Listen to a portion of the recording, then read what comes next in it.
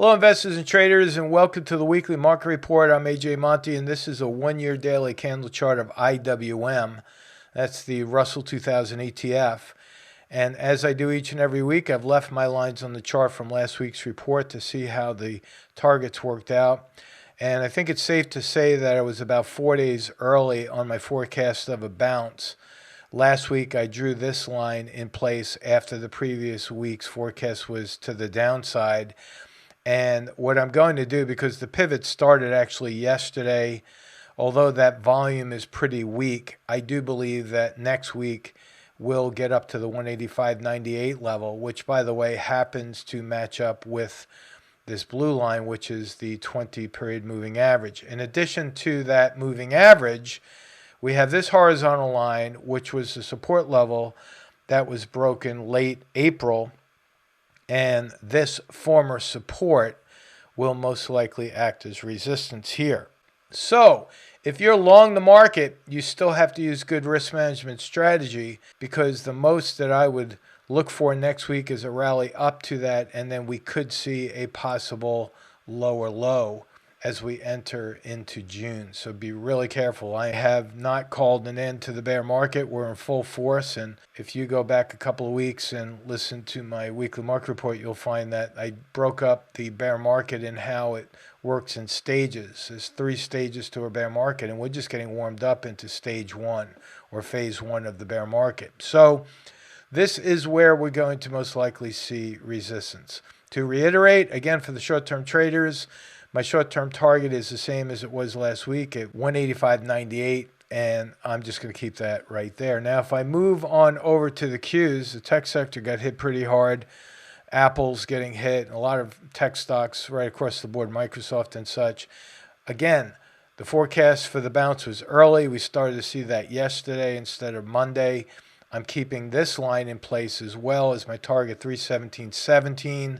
Same story. We had a former support level here that briefly held here.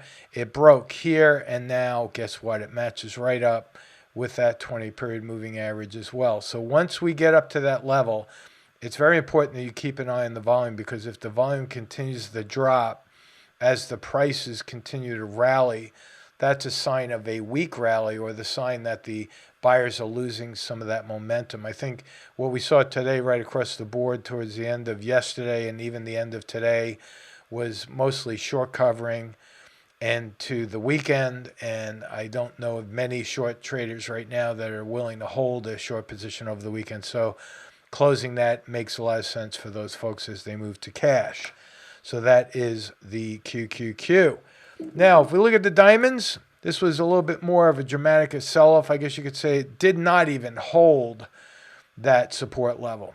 I was expecting a bounce off of that support. Now that it's down below support, I'm going to have to adjust that target, because now the target is the role reversal resistance. Remember, repeating over and over, I do that a lot because repetition is the best teacher. Former support, once broken, turns to resistance over and over again. We see that throughout the markets, and it works the other way as well. Former resistance, once broken, turns to support, as we can see back here. See, we had this resistance, it broke, it held support, rallied, and then sold off. All of our members are doing very well. I'm putting out an expiration week alert to all those folks tomorrow. I will be recording over the weekend so that everyone is prepared for Monday and knowing what to do with their positions as we approach expiration Friday. So that is the diamonds. Let's move right on over to SPY. This is the S&P 500 ETF. That did not bounce at all, just like the diamonds, but the pivot point is forming. I'm going to move this down just a little bit, and what I'm going to do is move that horizontal to the moving average. I'm going to put that right around 418 to be exact. That's 417.52. I expect this rally to go up, test that, and then revert back to resistance. So again, the sellers are not done with this market. We're watching what's happening with the crypto/Bitcoin market. I'll get to that in a minute. Lots of damage there. There's more of a carnage there. A lot of people losing money, but I do believe there's some opportunity. I will be talking about ETH here in a little bit after I look at the VIX. But this is, again, all short-term bounces. I'll call those bear market rallies. And that's about it. If you're still stuck in buy and hold mode, I would really rethink that plan and focus more on risk management and cash available, because remember, cash on the way down becomes opportunity for the times when we finally do hit a bottom. All right, now let's talk a little bit about the VIX. It did not hit my target yet. We're very close to hitting that target of 27.94. We're about $1 away from that. I do think we will hit that target next week and maybe even go just a tad lower on that. In fact, let me just, now that we're there, let me just move that and make it one line. Because if you look down below from where I'm drawing right here, there is another role reversal. Now remember, for the most part, the VIX is inversely related to the S&P. So if we see role reversal resistance on the S&P, we're going to see role reversal support. Again, repeating, that's where resistance broken turns to support here, and I think it will hold again as support here. I've left my cycle lines on the charts for the VIX. Why? Because I'm going to be repeating this cycle when we look at Ethereum.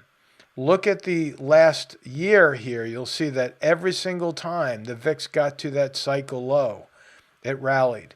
In other words, if you had bought the VIX on each one of those cycle lows, you would have made money. Look where we're approaching right here. Look how close that is to where I think my target's going to be. See? Now, in addition to that, it actually gets better for those that are looking to buy the VIX, is that we have a gap above the market right there. I'm going to expand that for you so you can see. This gap right here is open. And I've said it before. I've said it many times before, in fact. I'll say it again. You have to understand that the VIX is not a stock. It's an oscillating index. And I've had some comments about that. Oh, yeah, great call. The VIX is going to fill the gap. Well, it's an oscillator. We know that. But what's happening now is that once this market pulls back to the support level here, this target could act directly with the pivotal shift to the downside in the S&P, like I'm forecasting longer term. So that gap is extremely important. And it's one that even long position holders or bullish traders need to focus on, because the further the VIX drops, the higher the S&P will most likely go. But then the snap back to that gap is going to be something to see. And again, keep your eye on that. Now, it's taking one step back and looking at this. My longer term target, I have not moved that. Once we start breaking out of these highs, this VIX is in a trading channel. Once we break out of this high right here, my next big target that I've kept in place is 41.88 from that line, and I drew a horizontal line. I'm keeping that 41.88 target in place right there. Now let's look at ETH, ticker symbol ETHE, and there you have it. We have a gap above the market. We have a dramatic sell-off. This one went from 30, again, all the way down to around 13 here. And I want to break this down for you because this is really important. I'm going to take it with the daily chart first. For those of you that trade cryptos, this may very well apply to the rest of the crypto market. If you follow along with my trading checklist, I always start looking at the candle. This is a pivot point. We had a long stretch of red right here. We had 6 red candles in a row. We finally have a green. It is an official pivot point. We have a higher high and a higher low right here. There's a gap above the market that will act as a price magnet. There's a wide divergence from this moving average. It's known as the rubber band effect. You see that? When it pulls far away from that, it generally snaps back to it. Look down below. There's a drop in volume as we're hitting these lows. That's telling us the sellers are slowing down. That means the buyers are starting to move in. The stochastics down here is about to cross with a buy signal. The CCI is about to cross with a buy signal as soon as it goes over that green line. And all signs are looking bullish right there for ETHE on the daily chart. But that's not what I want to focus on right here.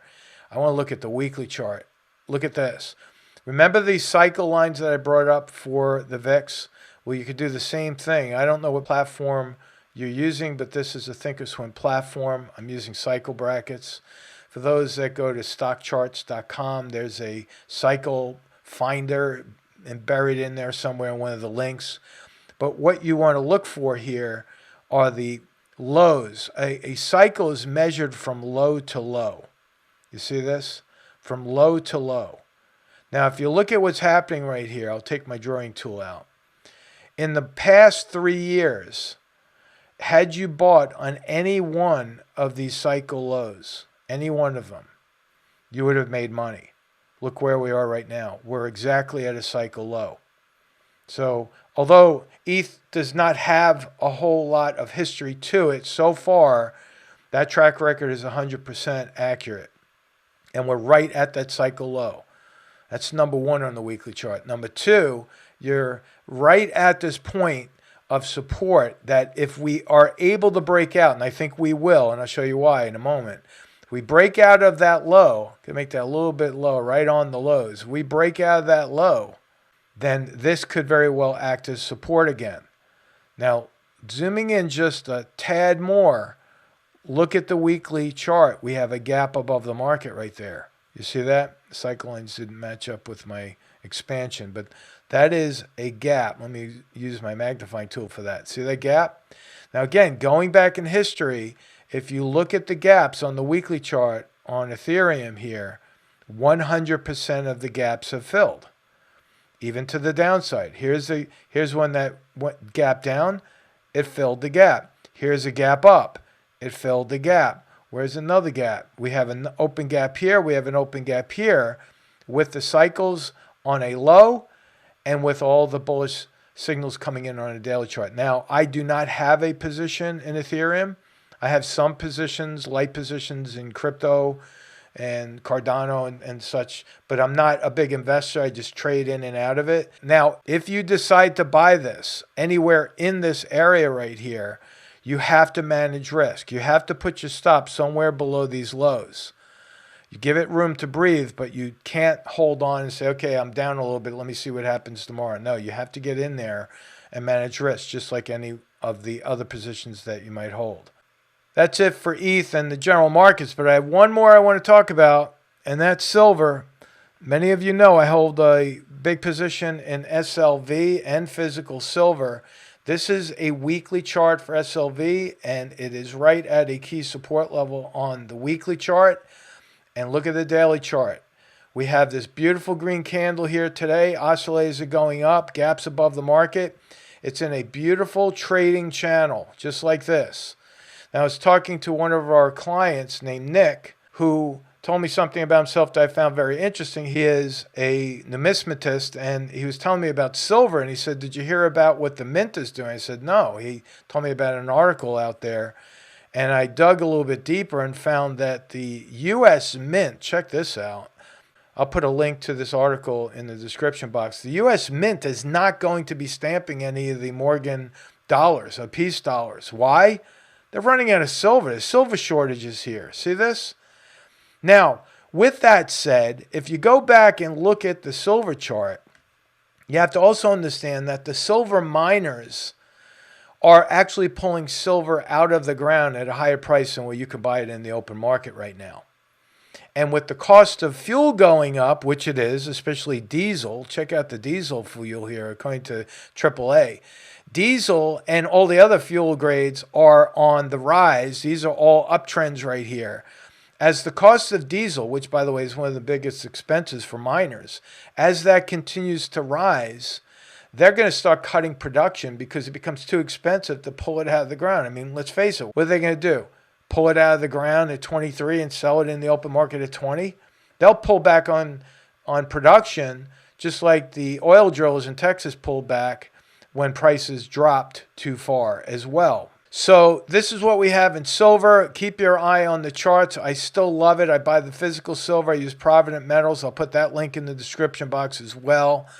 And with that, I just have one last favor. If you could, please like and subscribe and share and click the notification bell. You know what to do there. What happens is we've had a great response. And as a result of your response and your participation and your questions, we're driving this report into the algorithms and more people are finding it on the menu. So again, thanks to you. That is happening. Each and every one of us could act as ambassadors to the technical analysis charts here. And it's a lot of fun when you're following the charts. So have a great weekend, and we'll talk to you soon. So long.